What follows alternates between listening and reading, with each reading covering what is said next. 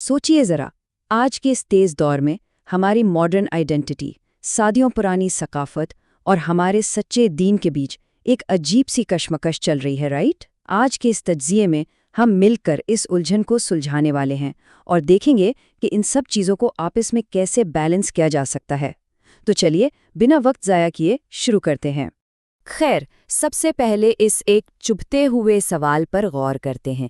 क्या कभी सोचा है कि ऐसा क्यों होता है कि नमाज तो वक्त पर पढ़ी जा रही है लेकिन अपने ही पड़ोसी से बात तक नहीं की जाती, या फिर रोज़ा तो पूरे एहतिमाम से रखा हुआ है लेकिन घर में वही ऊंची आवाज़ें बुलंद हो रही हैं? आखिर ये कैसा दीन है जहां इबादत और इखलाक आपस में ही इस तरह टकरा रहे हैं? और यही वो हिपोक्रेसी है जो हमारी रोज़मर्रा की ज़िंदगी में दबे पांव शामिल हो गई है। देखें, एक तरफ तो हज का सपना देखा जा रहा है, जो कि बहुत अच्छी बात है, लेकिन दूसरी तरफ मोहल्ले के किसी ज़रूरतमंद को आज तक कुछ नहीं दिया गया। असल में ये मॉडर्न लाइफस्टाइल और सोशल मीडिया ने एक अजीब सा कन्फ्यूजन पैदा कर दिया है। इबादत और रोज़मर्रा के किरदार के इस फ़र्क को मिटाना सच में वक्त की सबसे बड़ी ज़रूरत है। चलिए इस तज्जिए का जल्दी से रोड मैप देख लेते हैं। पहले हम इबादत और ईमान को समझेंगे, फिर ख़ानदान की तामीर नौ, उसके बाद पेशावराना दयानतदारी, फिर मुआशरती इखलाकियात और आखिर में एक ज़बरदस्त 21 दिन का मंसूबा। Okay, let's dive into this. पहला हिस्सा, इबादत और ईमान। यहाँ हम सकाफ़त के असर और सच्ची तालीम के दरमियान फ़र्क को डीपली समझेंगे, क्योंकि समाज के दोहरे मेयार अब बहुत आम हो चुके हैं। जैसे दहेज की ही मिसाल ले लीजिए। इस्लाम में मेहर औरत का हक है, बिल्कुल वाज़ेह बात है, लेकिन हमने उल्टा रस्म बना लिया है जहाँ लड़की वालों से सब कुछ मांगा जाता है। और फिर ये बिरादरी का प्रेशर, भई हमारी बिरादरी में ये नहीं होता, ये कह के अच्छे भले रिश्ते तोड़ दिए जाते हैं। हालांकि कुरान बिल्कुल साफ कहता है कि सबसे इज्जतदार वो है जो अल्लाह से डरता है, ना कि वो जो किसी खास खानदान या बिरादरी से ताल्लुक़ रखता है। अब आगे बढ़ते हैं और लिबास और पहचान के ताल्लुक को देखते हैं। ये जो सोच है ना कि लोग क्या कहेंगे, इसने हमें सच में बहुत पीछे धकेल दिया है। असल में जब कोई औरत हिजाब पहनती है या कोई मर्द सादगी से दाढ़ी रखता है, तो वो एक बहुत ही पावरफुल, एक निहायत ब्रेव स्टेटमेंट दे रहे होते हैं। वो पूरी दुनिया को ये बता रहे होते हैं कि उनकी वैल्यू किसी शक्लो सूरत या नए फैशन ट्रेंड से नहीं, बल्कि उनके मजबूत किरदार से है। और इस स्लाइड को देखकर ये बात पूरी तरह क्लियर हो जाती है कि दीन में कितना बेहतरीन बैलेंस रखा गया है।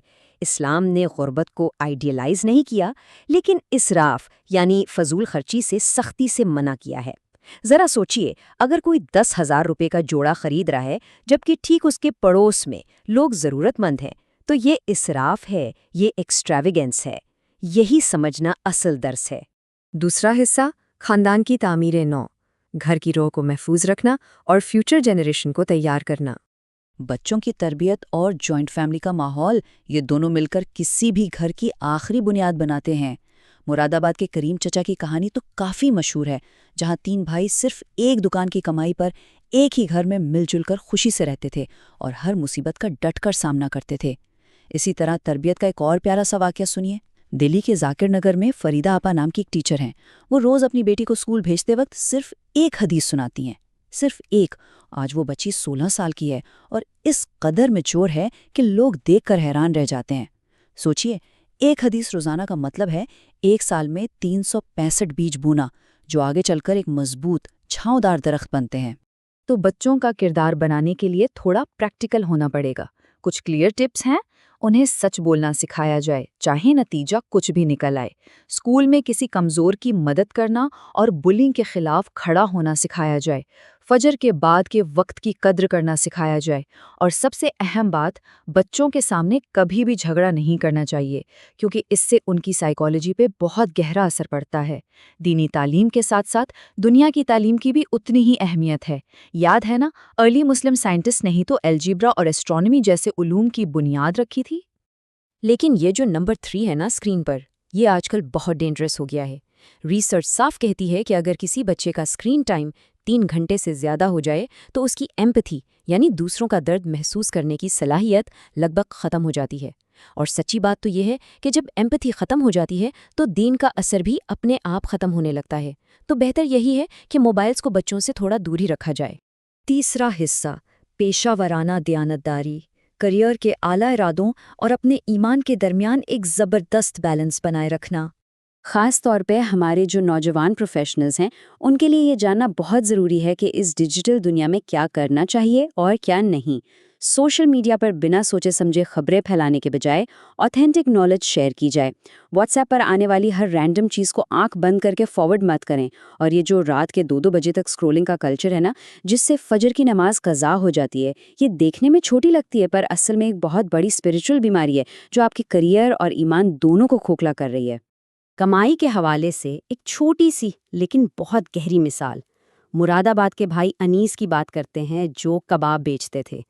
ان کی روزانہ صبح کی بس ایک سمپل سی نیت ہوتی تھی، آج جو بھی کماؤں گا سچی کمائی ہوگی، حلال ہوگی۔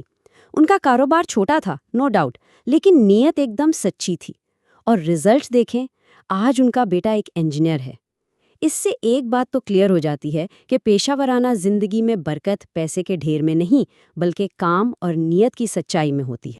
تو سچے پروفیشنلز ہونے کے ناطے سود یعنی انٹرسٹ والی لون سے سختی سے بچنا چاہیے، چاہے اسے EMI کا فینسی سا نام ہی کیوں نہ دے دیا جائے۔ اور رشوت، بھئی سسٹم ہی ایسا ہے، کہہ کر آگے بڑھ جانا اور رشوت دینا یا لینا، یہ کمپرومائز ٹھیک نہیں۔ ہر فرد خود اس سسٹم کا حصہ ہے۔ ذرا سوچئے، اگر آج کے نوجوان پروفیشنلز طے کر لیں کہ رشوت نہیں دیں گے تو اس خراب سسٹم کی ایک اینٹ تو خود بخود کھسک جائے گی نا۔ اپنی سچائی پر ڈٹے رہنے سے ہی آخرکار یہ ٹوٹا ہوا سسٹم ٹھیک ہوتا ہے۔ چوتھا حصہ، معاشرتی اخلاقیات، پڑوسیوں اور محلے کی روح کو واپس زندہ کرنا۔ اب جو بات میں بتانے جا رہا ہوں وہ سچ میں اس سلائیڈ کو سب سے انٹرسٹنگ حصہ ہے۔ ذرا غور کریں، یہ 2 چھوٹے سے لفظ السلام علیکم، یہ اپنے آپ میں ایک پورا سوشل ریولیوشن ہے۔ ان کا اصل مطلب ہے میرے ساتھ محفوظ ہو۔ آج کے زمانے میں جہاں سوسائٹی میں اتنا ڈر اور بے چینی ہے، وہاں یہ الفاظ امن کا پیغام ہے، لیکن افسوس ہم نے اسے صرف اپنے برابری والوں تک محدود کر دیا ہے۔ ایک عام مزدور کو، رکشہ والے کو یا کسی چھوٹے بچے کو سلام کرنے میں آخر کیسی شرم؟ یہ تھوڑا سا غرور تو ہمیں نکالنا ہی ہوگا۔ دین میں پڑوسیوں کے حقوق کی بے تحاشا تاکید کی گئی ہے۔ کچھ سمپل سے پریکٹیکل سٹیپس دیکھتے ہیں۔ عید پر سب سے ملنا چاہیے، چاہے ان کا تعلق کسی بھی مذہب یا بیک گراؤنڈ سے ہو۔ کھانا شیئر کرنا ایک ایسی چھوٹی سی چیز ہے جو دلوں کو جوڑتی ہے۔ رات کو اونچی آواز میں میوزک بجا کر کسی پڑوسی کی نیند خراب کرنے سے گریز کریں۔ اور سب سے ضروری بات، پراپرٹی اور دیوار کے ان چھوٹے موٹے جھگڑوں کو کورٹ کچہری میں گھسیٹنے کے بجائے محلے میں بیٹھ کر آپسی ڈائیلاگ اور صلح سے حل کرنے کی پوری کوشش کرنی چاہیے۔ اور دیکھیں، کسی بھی قوم کی ترقی صرف دعاؤں سے نہیں ہوتی، پرو ایکٹیو ایکشنز یعنی عمل بھی اتنا ہی ضروری ہے۔ ہمیں مل کر ماڈرن ایجوکیشن میں انویسٹ کرنا چاہیے، اپنے آس پاس کے لوکل بزنسز کو سپورٹ کرنا بھی ایک قسم کا صدقہ اور کمیونٹی بلڈنگ ہے۔ محلے کی سطح پر ایمرجنسی فنڈز بنائیں اور اس وکٹم مینٹالٹی سے باہر نکلیں۔ یاد رہے، یورپ جب اندھیروں میں ڈوبا ہوا تھا تو ہمارے اسلاف نے کورڈوبا جیسی عظیم یونیورسٹی بنائی تھی۔ وہ شوق اور وہ جذبہ آج بھی اس قوم میں موجود ہے، بس اسے جگانے کی ضرورت ہے۔ پانچواں اور آخری حصہ، 21 دن کا منصوبہ، اپنے علم کو پریکٹیکلی ایک لائف لانگ عادت میں بدلنا۔ تو یہ رہا ہمارا آخری بلو پرنٹ۔ یہ بہت سمپل لیکن کمپلیٹلی لائف چینجنگ ہے۔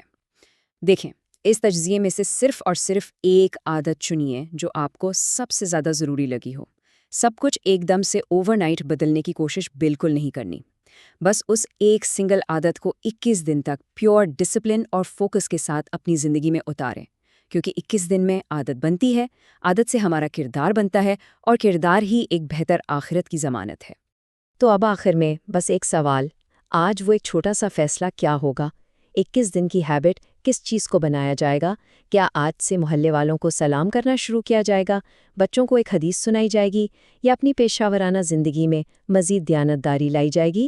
فیصلہ پوری طرح آپ کے ہاتھ میں ہے۔ علم کو راستہ بنائیے اور یہ بدلاؤ خود سے شروع کریں۔ اور ہاں، ڈیزائن انڈیا نے بڑی مشکل سے آپ کے لیے یہ ویڈیو ریڈی کیا ہے، اس کو اپنی زندگی میں اتاریں اور دوسروں کو بھی اس کی ترغیب دیں۔ شکریہ، حشمت۔